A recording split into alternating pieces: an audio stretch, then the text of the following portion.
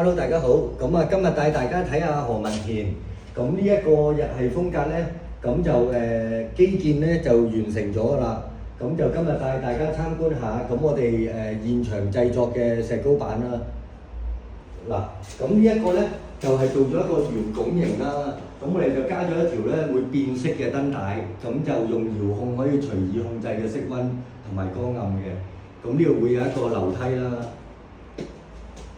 咁跟住咧，嗱呢一啲咧就係睇到師傅啲細節位啦，咁就撈咗條坑落去嘅，咁就冇單純做一個圓拱形咁單調咯。咁啊呢度有兩個壁燈啦，咁啊可以睇翻個效果圖，咁個還原度咧可以去到 3D 效果圖嘅90%㗎啦。咁啊嗱呢啲位置都做咗圓拱形嘅，睇到上面呢一個位啦，暗角都係圓拱形嘅。咁啊，呢一個門框啦，都刻意加咗一個圓拱喺度嘅。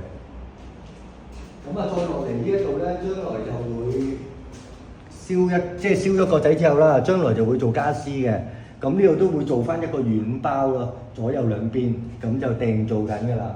咁啊，油漆就已經完工㗎啦，做完咗啦。咁再落嚟主人房呢度都係啦，就明角都變咗一個圓弧嘅，暗角都係做咗一個圓弧啦。